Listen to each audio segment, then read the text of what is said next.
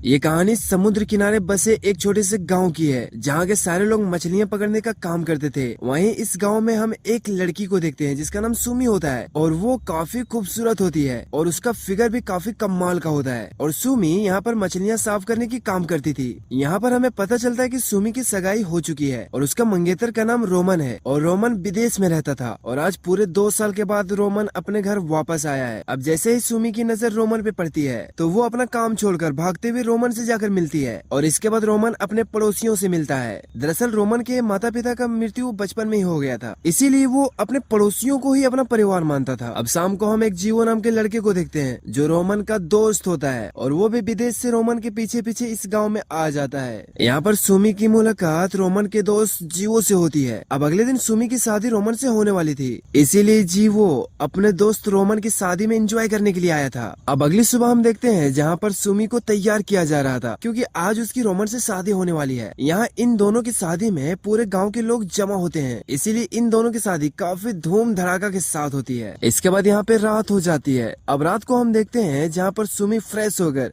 Roman के कमरे में आती है क्योंकि आज इन लोगों की सुहागरात होती है, इसीलिए सुमी के मन में लड्डू फूट रही थी। अब जैसे ही सुमी एक्साइटेड होकर रोमन के कमरे में जाती है तो हम देखते हैं रोमन पहले ही दारू पी के सो चुका था। अब क्योंकि सुमी के अंदर आग लगी होती है, इसीलिए वो रोमन को जगाने की कोशिश करती है, जिससे रोमन उठकर उसी पर उल्टी कर देता है और वापस सो जाता है। भकलोल कहीं का। अब क्योंकि रोमन ने उल्टी करके सुमी को गंदा कर दिया था, इसीलिए सुमी पहले तो अपने आप को साफ करने जाती है और अपने गंदे कपड़े भी धो लेती है और वो गीले कपड़े को जब बाहर डालने के लिए आती है तभी उसकी नजर रोमन की दोस्त जीवो पे पड़ती है। उस समय जीवो नहा रहा होता है। अब उसका बॉडी देखकर सुमी के अंदर एक खलबली सी मच जाती है, वो सेड्यूस होने लगती है। वहीं जीवो भी सुमी की फिगर को देखकर उसकी तरफ अट्रैक्ट हो रहा होता है। अब इससे पहले कि इन दोनों के बीच में कुछ होता, जीवो यहाँ से चला जाता है। अब यहाँ पर सुबह हो जाती है और जीवो गाँव में टहलने लगता है और तभी उसकी नजर सुमी पे पड़ती है और वो उसे देखकर वहीं पे रुक जाते हैं। यहाँ पर सुमी की पड़ोसी लोग भी काम कर रहे थे। अब यहाँ पर मलिना नाम की लड़की जो जीवो को देखकर उससे इम्प्रेस हो जाती है। यहाँ पे सारे लोग पूछते हैं कि आखिर तुम्हारे रोमन से दोस्ती कैसे हुई। यहाँ पर जीवो उन लोगों से कहता है कि हम दोनों की दोस्ती विदेश में हुई है क्योंकि हम दोनों साथ में काम करते थे, जिससे हमारी दोस्ती हो गई। और तभी यहाँ पर रोमन भी आ जाता है और वो जीवो के लेके खेत की तरफ चला जाता है। वहीं कुछ देर के बाद हम देखते हैं जहाँ पर रोमन अपने खेतों में काम करने लगता है और यहीं उसके बगल में जीवो खड़ा होकर देख रहा था। वहीं रोमन के बगल में उसका पड़ोसी भी काम कर रहा था। रोमन उसे बाबा कहता था क्योंकि वो रोमन को अपने बेटे की तरह मानता था। अब रात होने के बाद रोमन सुमी के साथ इंटीमेट होने लगता है, लेकिन बहुत ही जल्द वो हार मान जाता है, जिससे सुमी एकदम प्यासी रह जाती है। उसका मन नहीं बढ़ता, वो बिल्कुल भी खुश नहीं होती। अब रोमन तो मस्त सो जाता है, लेकिन सुमी बाहर आकर बैठ जाती है और तभी यहाँ पर जीवो आ जाता है और इन दोनों को पता था कि इन दोनों को एक दूसरे से क्या चाहिए, लेकिन फिर भी खामोश होते हैं। अब इससे पहले कि इन दोनों के बीच में कुछ होता, सुमी उठकर पानी में चली जाती है और वो जीवो के सामने ही पूरे कपड़े उतार कर नहाने लगती है। उसे देखकर जीवो समझ जाता है कि सुमी गर्म हो गई है, इसीलिए वो पानी की हेल्प लेकर खुद को ठंडा कर रही है। और उसका सोचना कहीं न कहीं सही भी होता है क्योंकि सुमी नहाकर यहाँ से चुपचाप सोने के लिए चली जाती है। अब अगले दिन गाँव वालों को हम काम करते हुए देखते हैं जो पूरा दिन इसी तरह बिता देते हैं और रात होते ही गाँव के सारे लोग साथ मिलकर खाना खाने लगते हैं। दरअसल इनके गाँव में कोई फेस्टिवल था, इसीलिए सारे लोग मिलकर साथ में डिनर कर रहे थे और खाने के साथ साथ दारू भी चल रही थी। वहीं हम रोमन को देखते हैं जिसे दारू पीना काफी पसंद था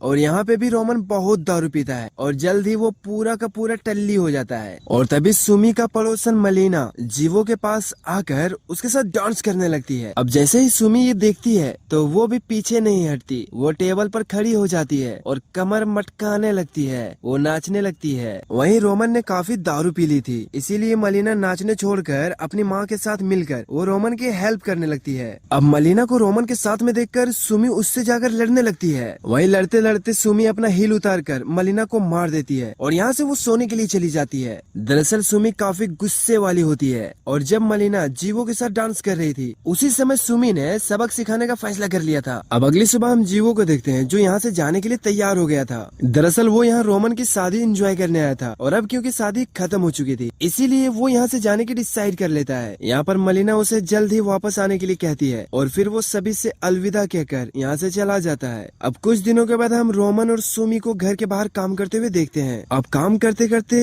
सुमी की नजर रोमन पे पड़ती है। अब रोमन की बॉडी देखकर वो इतनी ज्यादा गर्म हो जाती है कि वो जाकर उसके इंजन को पकड़ लेती है। अब क्योंकि रोमन खुले आम उसके साथ ये सब कुछ नहीं करना चाहता था, इसीलिए वो उसे मना कर देता है। अब क्योंकि सुमी एकदम गर्म थी, इसीलिए रोमन को रोकना उसे बिल्कुल भी पसंद नहीं आता, इसीलिए वो नाराज होकर यहाँ से चली जाती है। अब शाम को हम सुमी को अपने घर में देखते हैं, जिसके पास रोमन आता है और उसके साथ इंटीमेट होने के लिए उसे सेड्यूस करने लगता है। लेकिन क्योंकि रोमन ने सुमी का दिल तोड़ा था, इसीलिए वो उसके साथ नहीं करना चाहती थी और उसे थप्पड़ लगाते हुए वो अपने कमरे में चली जाती है। एक्चुअल में सुमी को जीवो से प्यार हो गया था और वो पूरा दिन सिर्फ जीवो के बारे में ही सोचती रहती थी। अब अगले दिन फिर से इस गांव में जीवो आ जाता है। वो यहाँ पर किसी काम से आया था। वो रोमन से कहता है कि हमें पुलिस ढूंढ रही है, इसीलिए मैं यहाँ इस गांव में आया हूँ। अब जीवो की बात सुनकर रोमन भी परेशान हो जाता है और वहीं सुमी छिपकर उन दोनों की बातें सुन रही थी और उनकी बातें सुनकर वो सोच में पड़ जाती है। अब रात होने के बाद सुमी जाकर समुद्र में नहाने लगती है और वहीं जीवो आकर उसे दूर से देखने लगता है। अब नहाने के बाद सुमी यहाँ से जाने लगती है और तभी उसके पास जीवो आ जाता है और वो उससे कहता है कि मैं तुमसे बहुत प्यार करता हूँ। और इसी बीच रोमन का बाबा उन लोगों को देख लेता है। दरअसल जीवो सुमी के साथ संभोग करना चाहता था,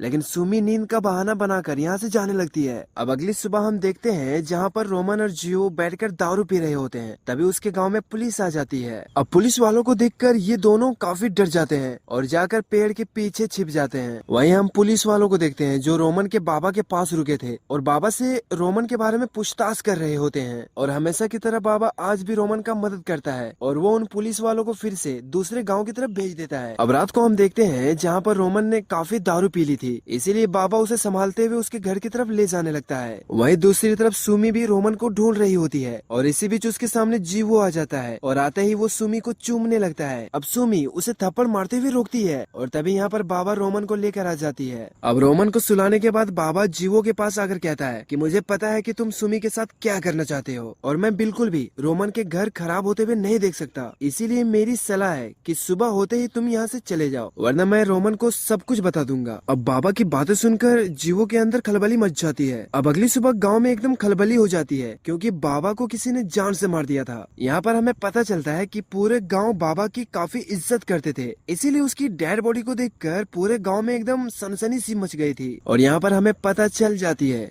कि बाबा को जीवो नहीं मारा होता है, क्योंकि बाबा की वजह से जीवो यहाँ सुरक्षित नहीं था। यहाँ पर रोमन भी बाबा की मौत से टूट गया था क्योंकि वो उसे अपने पिता की तरह मानता था। अब रात के रोमन के सो जाने के बाद जीवो और सुमी बैठकर बातें करने लगते हैं। अब बातों ही बातों में सुमी जीवो से कहती है कि अगर तुमने मुझे पुलिस वाले की बात बता दी, यानी तुम लोग पुलिस से क्यों डर रहे हो, तो शायद मैं तुम्हारे साथ फिजिकल हो सकती हूँ। अब उसके साथ इंटीमेट होने के लिए जीवो उसे सब कुछ बताने लगता है। दरअसल रोमन जब विदेश कमाने के लिए गया था तो वहाँ पर उसकी मुलाकात जीवो से हुई थी। वही देखते हैं कि एक बार एक विदेशी बंदा रोमन को उठा लेता है और दूर से जीवो सब कुछ देख लेता है। इसके बाद वो विदेशी रोमन को लेकर एक सुनसान जगह पे जाता है। वो रोमन को जान से मारने वाला होता है, लेकिन तभी यहाँ पर जीवो आ जाता है और वो उस पर हमला कर देता है। अब जीवो के हमले में गलती से उस विदेशी की मौत हो गई थी और वो लोग उस विदेशी को वहीं पर दफना देते हैं। यहाँ पर जीवो सुमी से कहता है कि उसी दिन हम लोग वहाँ से भाग निकले। वहाँ की पुलिस को हम दोनों के बारे में सब कुछ पता चल चुकी है और इसीलिए हम दोनों पुलिस से बचने की कोशिश कर रहे हैं। अब क्योंकि जीवो ने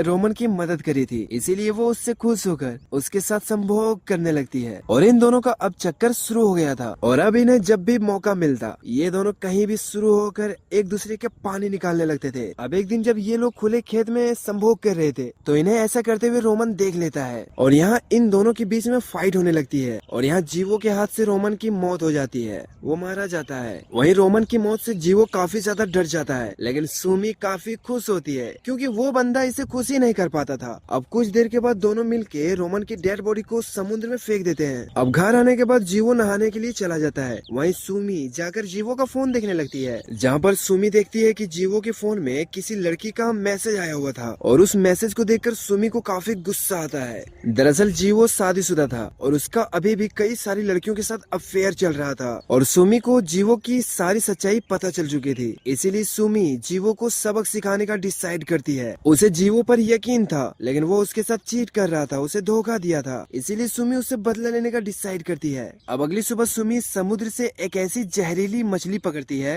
जिसे खाने के बाद इंसान 2 मिनट में मर जाता है और इसके बाद सुमी उस मछली को पकाती है और वो उसे जीवो के सामने जाकर रख देती है। अब जीवो जैसे ही उस जहरीली मछली को खाता है तो वो वहीं पर तड़प तड़प कर अपनी जान गंवा बैठता है, वो मर जाता है क्योंकि जीवो ने सुमी के साथ गद्दारी करी थी। इसीलिए सुमी ने उसे तड़पा कर मार कर बदला लिया। लेकिन अभी भी सुमी का गुस्सा शांत नहीं होता। वो एक चाकू लेकर जीवो के पास आती है और वो उसका मेन पार्ट को ही काट देती है और वो उसे कच्चा ही खा जाती है और घर से बाहर निकलकर एक तरफ जाने लगती है। अब क्योंकि सुमी की जिंदगी में कुछ भी नहीं बचा था इसीलिए वो पूरी तरीके से मायूस हो जाती है और कहानी के लास्ट में पुलिस सुमी को ही गिरफ्तार कर लेती है और ये कहानी यहीं पे खत्म हो जाती है। गाइस अगर आपको ये कहानी अच्छी लगी हो तो वीडियो को लाइक करके चैनल को सब्सक्राइब जरूर कर लेना और ये कहानी आपको कैसी लगी कमेंट में जरूर बताना। ठीक है, मिलते हैं कल नई वीडियो के साथ, तब तक बाय।